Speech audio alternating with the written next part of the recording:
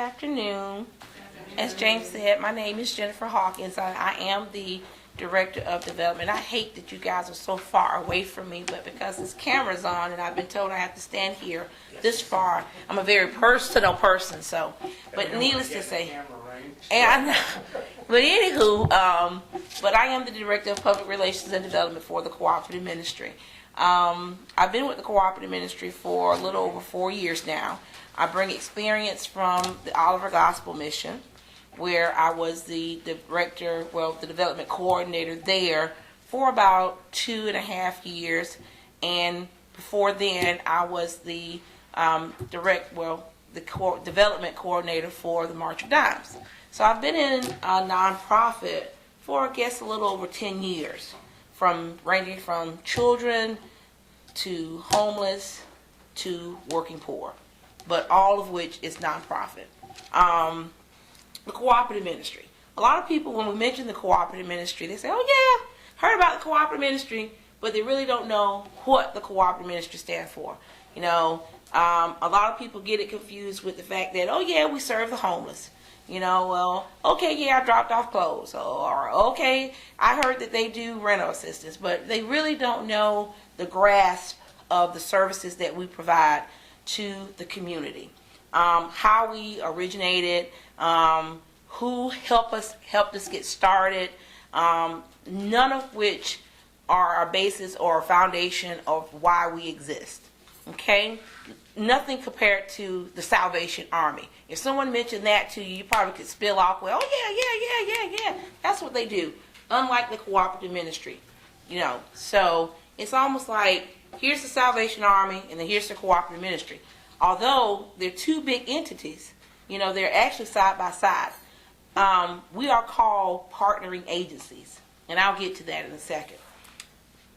The Cooperative Ministry was founded back in 1982 by 5 downtown major churches. First Presbyterian, First Baptist, Washington Street United Methodist, Main Street United Methodist, and Trinity Episcopal. And what happens is when people think of homeless or working poor, they think of the church. People think of the church as a place of refuge.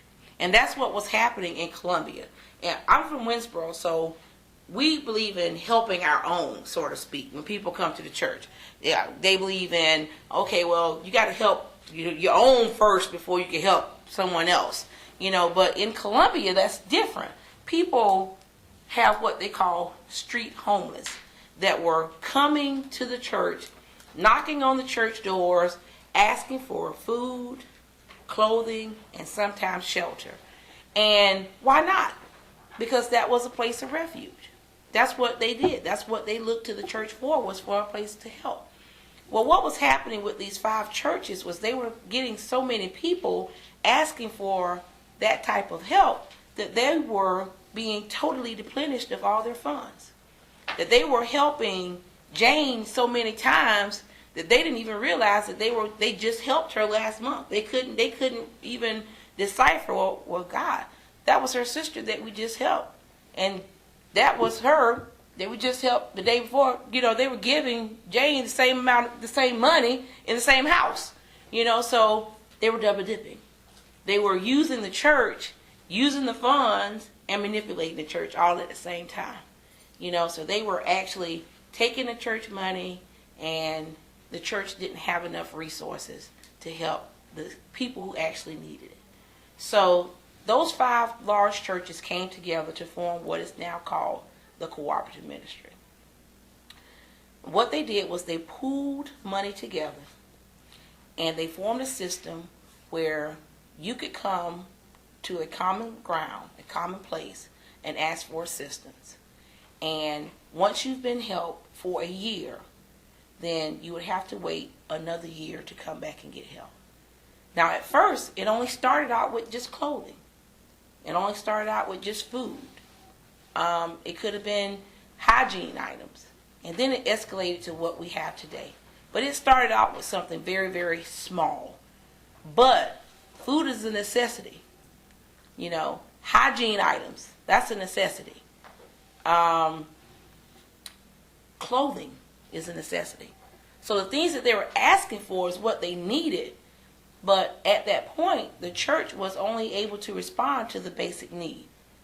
So now the cooperative ministry, now those 5 downtown churches were, okay, this is working pretty good. We can expand. Let's start talking to other churches. So what was happening was word of mouth started spreading about this new system that's working downtown, with the homeless and the working poor going to a centralized area and getting help. And then other churches came on board, which is now we are members and supported by over 112 participating churches. Goodness. Right. We have over maybe close to $250,000 coming into the cooperative ministry that is donated primarily by congregations.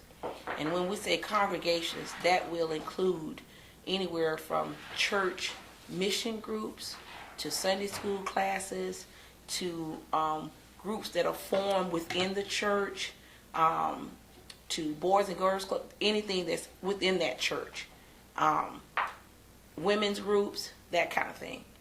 So all of that's included in the 112, and we call those participating congregations. And they range from county to county, from Fairfield to Newberry, Richland, Lexington, wherever we get those funds from. Okay? Thus forms the meaning of the cooperative ministry, because we are a ministry. We also partner, we are partners with over 123 other agencies, which is again formulating the word cooperative, because we don't just partner with the Salvation Army. We partner with Hannah House. We partner with the City Columbia Shelter.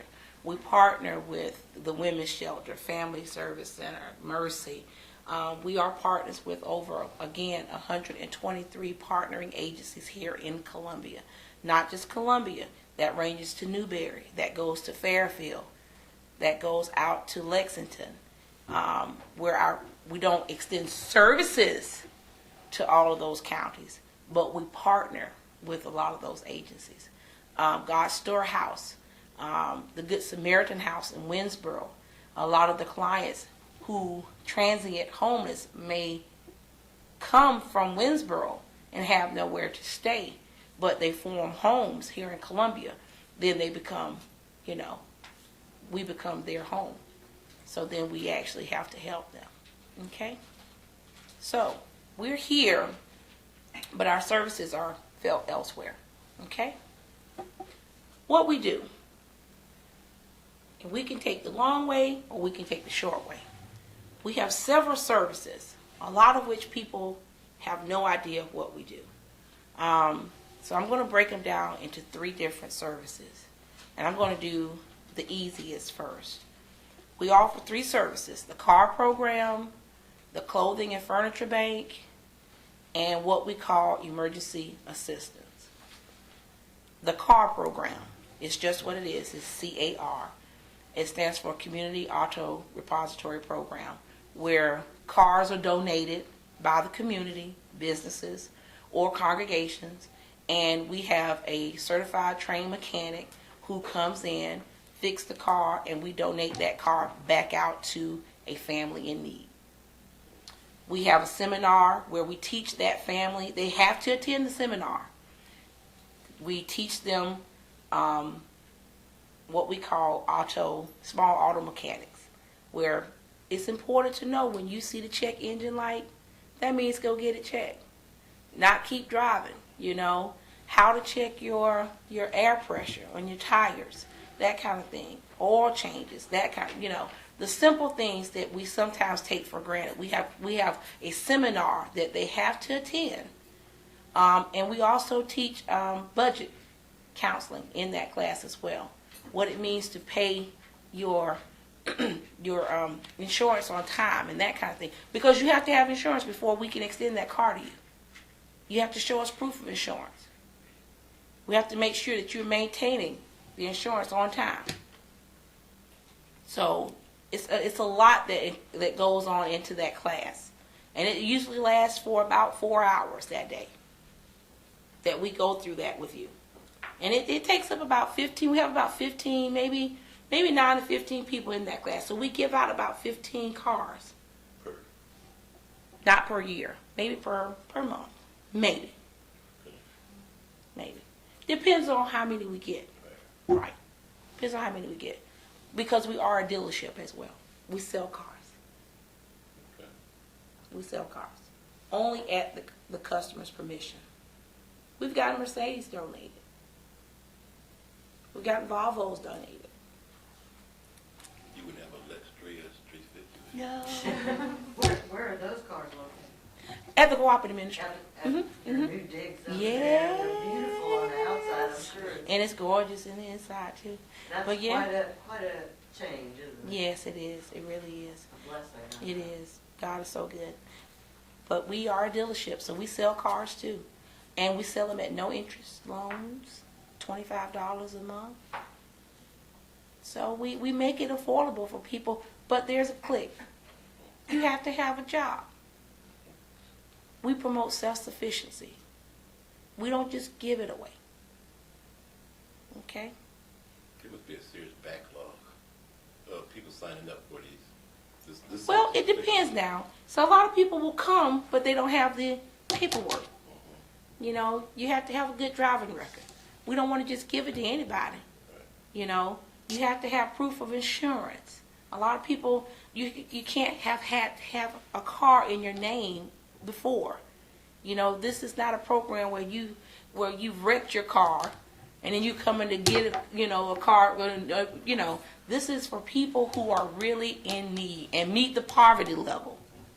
That's another requirement. That's right. That's right. Your income is another thing. So what would be is it equal to poverty level? Below poverty Below level. poverty level? That's right. With an increase for each additional family member? That's right. I was doing a case yesterday in court, and the mother did not have a vehicle, and we were talking about, how she could possibly get one. And she said her mother, who was elderly and not employed or disabled, lives with her, and she said that Cooperative Ministry would not give her a car because her mother lived with her, and she also had children. So what exactly is the If her mother criteria? has a car, If her mother has a car. that's right. There cannot be another car in that home. Okay. Right. And do they have to have a full-time job or? No. No. But they have to be able to afford the car. Right. Right. If the car breaks down, we don't want to give her something to break down. Right. Then she won't be, then that's another expense that she's going to have to incur. We don't want to give her something that's going to put her down. Right, exactly. And the cars that you sell, there are income limits on those also, or that's open to the general It's public? open to the general public. Right. As long as you meet that criteria. No, there's not a criteria on Oh, for those. your dealership, okay. Right, yeah. There's not a criteria on those. Right, Okay, great. right, That's good to know. right. And are people screened, or how do, if we have a client that we think might be able to utilize your services, do they just call and set up an appointment, or how do they? Right. They'll be asked a couple of questions, a couple of key questions on the phone, and that will let us know whether or not they're eligible. And then they'll be given an application. As a matter of fact, they can come by and get an application from the Cooperative Ministry at any time. And some of the questions on the application is a pre-screen process as well. And that's for all the services, not just for cars? Well, not the application. The application is just for the car program. Okay. Right. They can come by anytime and apply for any of the services at the cooperative and utilize the services at the cooperative. But to apply for the car program, it's just an application that they have to fill out. They do pre-screen because we get so many calls and so many people who don't qualify. We do have some scam artists that will come in and, yeah. We have a bunch of them that have 3 jobs and only show us one pay stub, exactly. So, Do you loan money? no, You don't have a microbank or no, something like that? no. Well, and we never exchange money across the counter per client. We never do that. No. Okay. So that's how the car program works. And the car program is self-sustaining. So the cars that we sell actually goes back into the car program to buy oil, to help with the mechanics, to help with fixing up cars, because we got a grant from the United Way called EARTH. And what the EARTH program does is it's two parts. The EARTH program, if the car breaks down, that person can bring the car back, go through the EARTH program, and we'll fix it for free. It can be transmission, it can be an engine, but it can be up to a total of $2,250. We don't do tinted windows. We don't put rims on, but we don't give you a boom boom, but we go up to fixing radiators and engines and that kind of thing. Exactly. You get a lot of business from DSS? Yeah, we do. DSS is a partnering agency of ours, especially Voc Rehab, DSS, the Veterans, VA, a lot of people, Oliver Gospel Mission, yeah. Harvest Hope. We deal with Harvest Hope mostly through EA, through our Emergency Assistance Program. But Harvest Hope is a partnering agency of ours. Okay. I guess I'm just wondering on the checks and balances. Somebody go to DSS and apply for stamps and get a voucher to go to Harvest Hope. Could that person not still go to your agency and get a voucher, and then even still go to Harvest Hope and get a voucher in effect? Sure. Okay. Yeah. So there's no checks and balances you can verify? Well, Yes. this one, you can't do that? Yes. Okay. Yes. But see, we don't know their level of need. We don't know, when I say that, is we don't know we will know probably how many people are in their household. We don't know how much food Harvest Hope will give them. We only know, we have a small emergency food pantry. So we'll only give them enough for 2 or 3 days. Okay, I think you guys gave them a voucher to go to Harvest Hope. No, we will, right. See, Harvest Hope, what will happen with Harvest Hope is they can go to Harvest Hope anytime. Right. They don't need a voucher from us to go to Harvest Hope. Okay. Right. Harvest Hope has their own guidelines. After you go to Harvest Hope after 3 months, I think you have to wait 3 months to go again. Right. We give vouchers to go to other food pantries like Crescent Hill, Bethlehem, places like that. Okay. Yeah, but Harvest Hope doesn't need a voucher for us. Because you can just go to Harvest Hope. They do their own intake at Harvest Hope. Okay. Yeah. We don't give vouchers to Harvest Hope. Okay? All right. That's the car program. The Clothing and Furniture Bank is just what it is. The Clothing and Furniture Bank. We take in, oh God, when the Katrina hit, we took in 3.4 million pieces of clothing, shoes, articles Goodness. for the Gulf Coast, for people here that were relocated, for our own homeless. We didn't leave them out. People just donated out of the woodwork. Now, we did get those people that were cleaning out their refrigerators too now. We get those all the time. But it's just what it is. It's the Clothing and Furniture Bank. It is a huge warehouse of clothing and furniture. Now, don't get me wrong. We have our good days and we have our bad days. We have some people who think that people are born with 2 left feet. They're not. You can't buy the same shoe with 2 left feet. It's not possible. Or coats with no zippers, or shoes that don't have strings. Believe it or not, we get those types of things donated.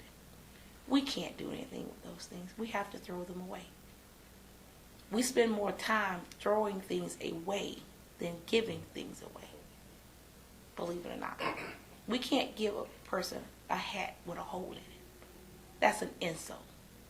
We deal with people. Everything donated at your location? Or Yes, you sir. go out and get it? It's donated at our location. Yeah. The furniture that's donated, that's brought to us. We do contract a man that goes out, a delivery guy that goes out and pick up some furniture that for the elderly who are cleaning out their homes, or someone is deceased or something like that. They can't lift it, that kind of thing. And we pick up beds and that kind of stuff. But a lot of the furniture that people think is junk is treasure for someone else. And we go out and we furnish homes. We furnish up to at least 70 to 100 homes a year for people who are transitioning from homelessness to being stable.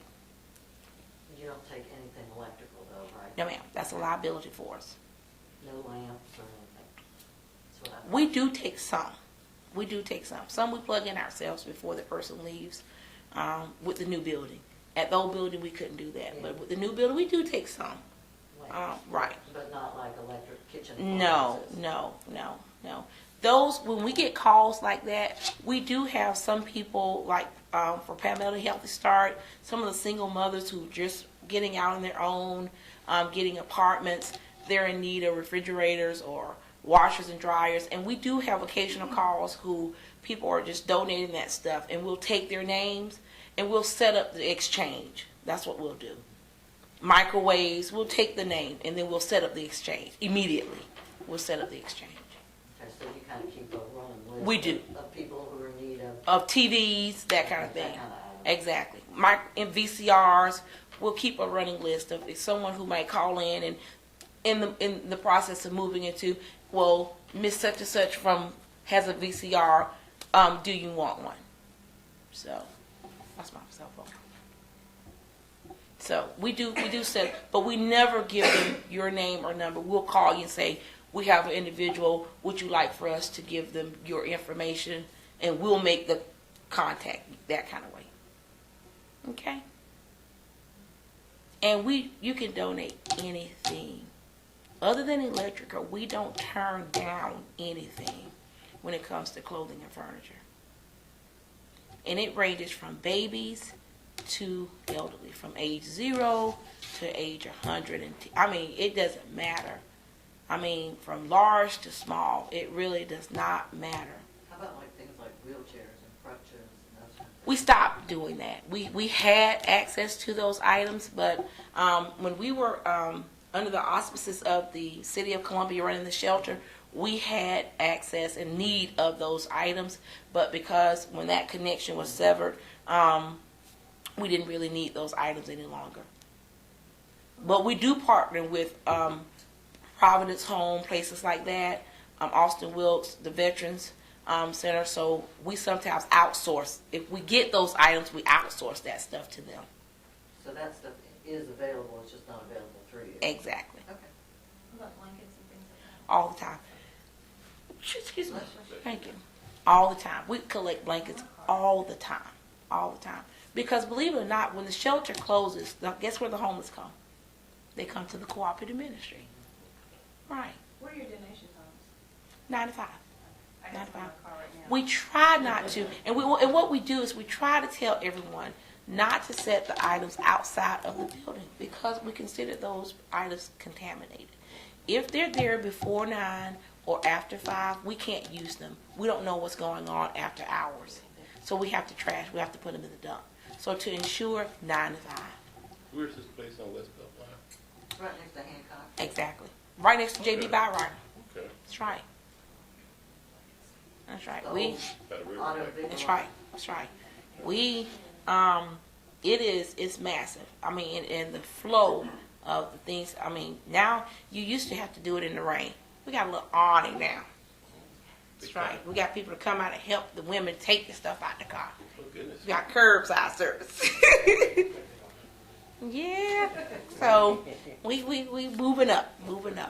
So that's the clothing and furniture bank really, and we get donations. And believe it or not, we actually help furnish the closets of Hannah House.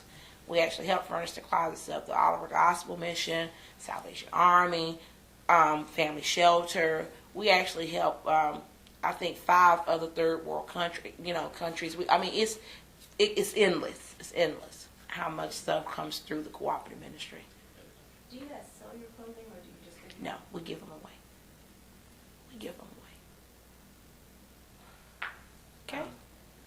A number of years ago, we frequently made clothing requests at the Cooperative Ministry. One of my good friends actually had worked there for a long time, and we got a hookup. Mm-hmm. And then, kind of as people changed in the office over time, that kind of died out. Mhm. But we do have a lot of children who are really in need because. That's you know, right. DSS does give them a voucher, but But- it doesn't go very far. No, ma'am. So what is the process now to make a to ask for a referral or to make a referral? You for call children? in, you call in. Do you want us to have like a designated person from our office? I think that was part of the problem before. It's not necessary. You just call in through that emergency 214 extension. Tell them that you're from DSS. You are listed as a referring agency already, and tell them that you're in need of clothing. And just like exactly, just like PALS, you just need to give us your size, and they'll give you a bundle of clothing. That's basically how it works. It was So we referring can have agency. our volunteers call directly now? Right. So, Right. you know, But they're going to need, right, we're going to need not volunteers. It's going to have to be a staff. staff, yes. Okay. Yes. Yeah. But any Yes. staff member? I would prefer the same staff member, me personally, or someone that they know call from DSS. Okay, now, we're constant now. Oh, okay. Are we a partner agency with your group? You should be, because you still go through DSS, don't you? Our kids are all from DSS, that's right. That's right, yeah.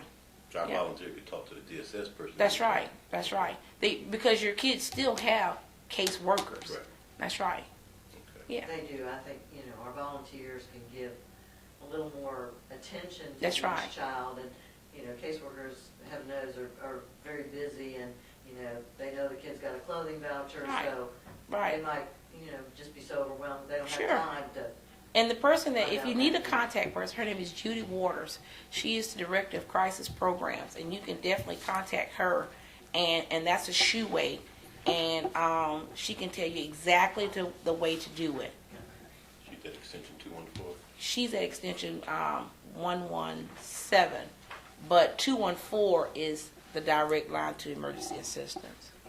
799 number. 799-3853, either Judy Waters or Rosa Gordon, either two of those. Rosa Gordon probably would be the first choice, I would say, because she's the one emergency assistance coordinator. Judy's the director, she's there, but hands-on would be Rosa Gordon.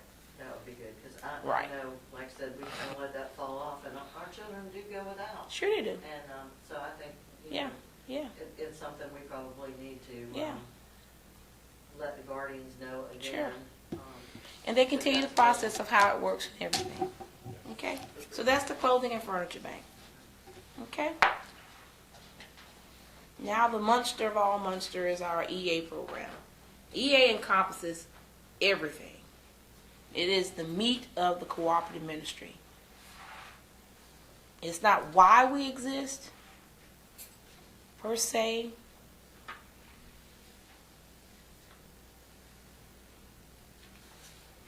But it is why we exist. EA is just what it is. It stands for Emergency Assistance. We help people in crisis. That's what the Cooperative Ministry is and what we stand for. Emergency assistance. We help people with rental assistance and utility, to say one of the things that it does. But in the process of helping people with rent and utility being water, not lights. I said helping people in crisis is because we do it in a crisis situation. Because you are a month behind, it's not a crisis situation to us. We pay rent to prevent eviction. So that means you have to be at least three months behind. Eviction with magistrate's eviction notice. Right, and you pay all the back rent? No, ma'am. No. We pay up to from $250 to $500. With the arrears. Yes, right. And that's only if the landlord will accept. Right. Now we do have a good rapport with lots of landlords. Some of them we can't. They won't help. They won't budge. Most of them will. Once they know that the Cooperative Ministry is going to step in, they'll allow back off. Are you just within the city of Columbia, or do you reach out to Richland County? We're just within the city of Columbia with EA, but we do have a satellite office in Blythewood. So we do help people in the northeast area. Okay? So Richland County. When I say Columbia, that's Richland County. And is there an income requirement there, or the same kind of? Yes, we do do a screening budget. We criteria? do a budget worksheet. So if there's a surplus, then we may not be able to help you. You know, but if there's a negative somewhere in there, we have to. Then we'll try to figure out what's really going on. Right. And is Because there- we got to figure out. That's a necessity to us. So we got to figure out why you choose to pay your cell phone bill and not your rent, and why you've allowed it to get 3 months in the rear. You know, to that point. So there's counseling that goes on with that.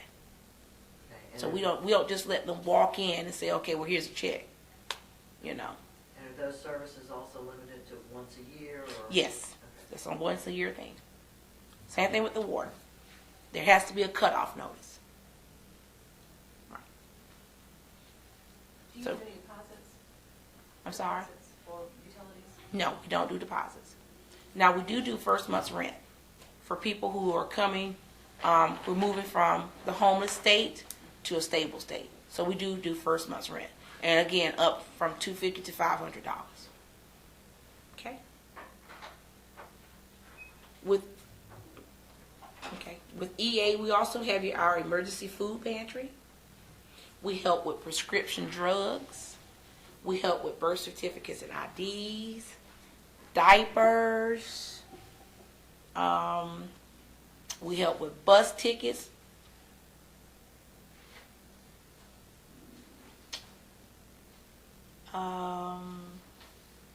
And that's pretty much it.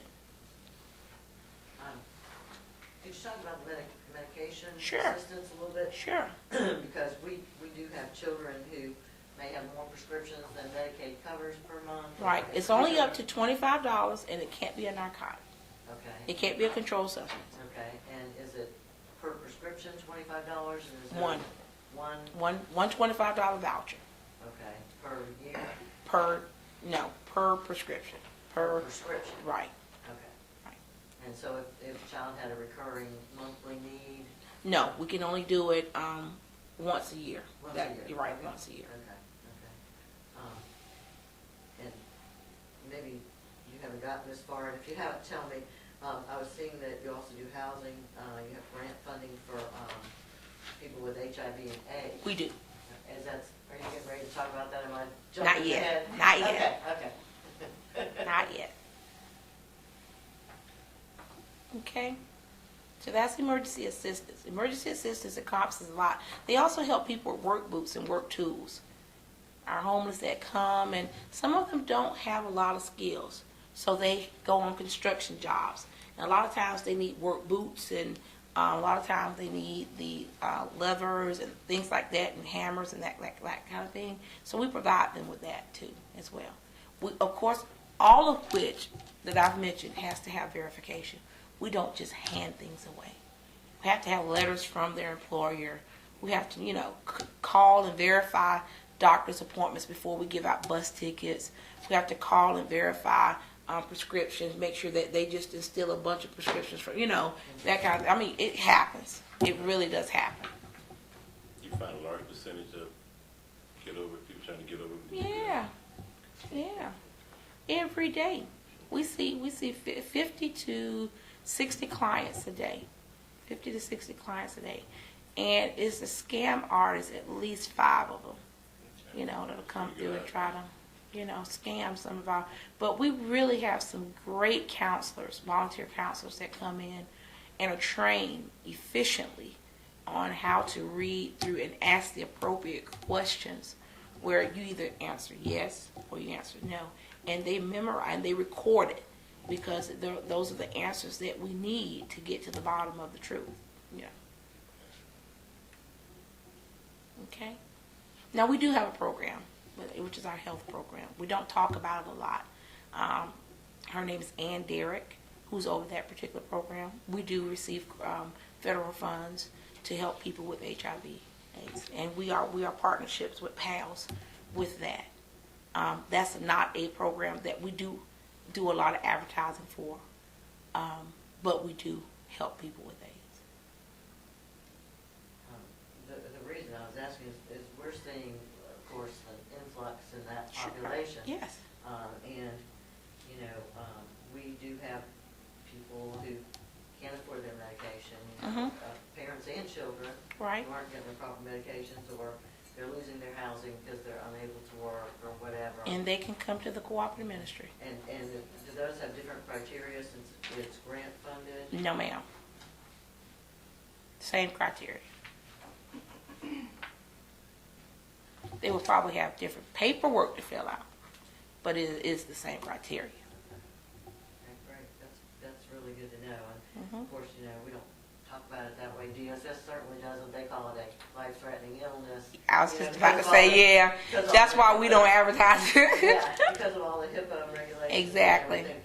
But it's good to know that that's Right, that available exists. Yes. on, you know, on the quiet if it need be. Right. Right. Okay, We great. do get funds for that, though. Yes. Got about 5 more minutes for you. Okay. But that's the Cooperative Ministry in a nutshell. We do a lot. We do a lot.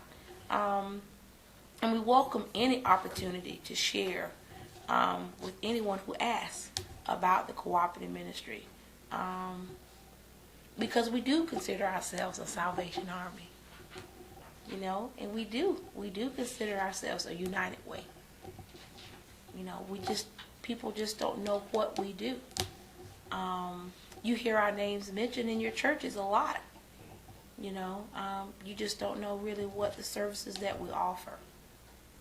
Yeah, I think everybody kind of knows Cooperative Ministry best for the school supply drive. And we do that. Those are the two of our main seasonal things that we do are our school supply drives and our circle of giving.